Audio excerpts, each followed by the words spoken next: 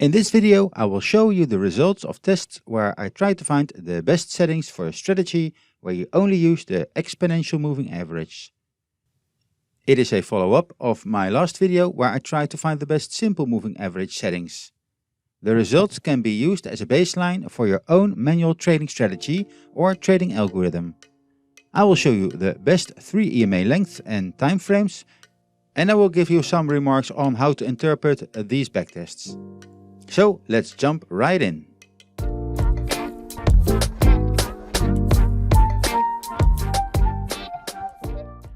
Since trading derivatives and futures in the Netherlands is getting harder and harder because of the tightening legislation and enforcement of compliance by our national bank and the AFM on multiple crypto exchanges, my plans for finding the best algo over the complete spectrum of bot trading has changed somewhat as a result of these changing circumstances.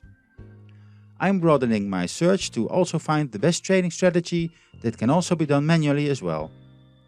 But since backtesting this manually is hard labor and very time consuming, I will still try to change these into code to do automatic backtests to find out faster and more precise if a certain strategy works or not. Actually, I'm going back to my original idea for this channel and try to find the best trading strategy, whether it can be done by hand or with an automatic process like being used by a trading bot. So now this is said, let's not ponder too much about these new circumstances and dive right into this trading strategy.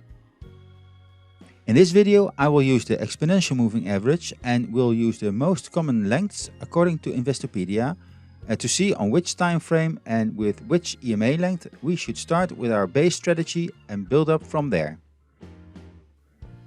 This initial trading strategy is as simple as can be. And in this test I will use 50 different crypto pairs over all available dates up until 2023. I also will still do tests on spot and futures trading on multiple time frames, since many of you do not live in these tightly regulated circumstances like in the Netherlands here.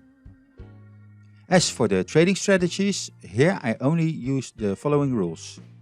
I will test the following EMA lengths: the 12 period, 26 period, 50 period and 200 period. And for spot trading, where only long trades will be made, there are 2 strategies I will actually program into the bot. For these automated backtests, of course.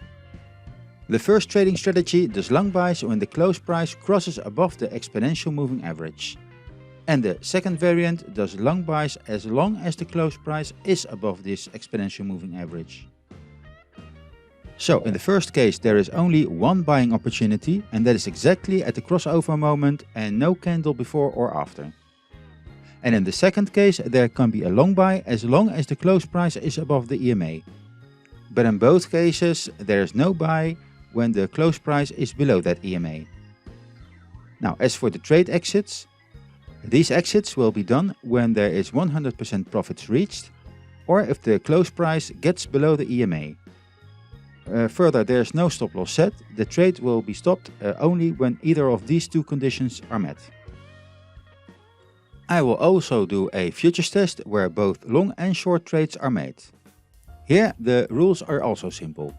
In this case I trade both ways, and in the first case the strategy does long buys at the crossover above the EMA and does short sells when the cross down is below the EMA. The second version will buy longs as long as the close price is above the EMA, or sell short as long as the price is below that EMA. And as for the trade exits, the long trade will be exited when the price goes below the EMA, and the short trade will be exited when the price goes above the EMA. And in both cases, if there is 100% profits reached, there will also be an exit. So, now that we know these rules of the game, let me test all these different lengths on multiple time frames and see if there is much difference in comparison with the SMA strategy results. The first EMA strategy that has the best results with this test is the is above strategy, or is below of course, and is the EMA-26 on the 4-hour time frame. The profit curve shows, as the indicator name implies, an exponential growth during the last bull run. and the profit line remained reasonably stable from that moment on and hovered between 15,000 and 20,000 US dollar in profits. Just as with the simple moving average, this indicator will suffer from a low win rate and sometimes a depressing losing streak. And I will tell you beforehand that all other EMA lengths and timeframes will have the same issue as well, so I will tell this only once. Remember that you can use additional rules or indicators to filter out the bad trades here, but I will say more about this later on. The drawdown of this version is 33% at its peak, and it has an average drawdown of 10% over the complete backtesting period. But expect regular drawdowns of around 20% in your account balance here and there. The win and lose streak per week can vary pretty heavy and can also have effect on the profit balance and the drawdown, of course. And it looks like this EMA length and time frame favor the altcoin pumps of Doge, Solana and AVAX the most. As for the second best EMA length and time frame, it is the EMA-50 on the 4-hour time frame, where long or short trades can be made on the pairs as long as the price is above or below the EMA. The Kalmar, Sortino and Sharp ratio also favor this way of trading with high scores overall. And in this case, the profit curve seems to be even steeper than the EMA-26, and it even goes higher when the bear market started at the market high.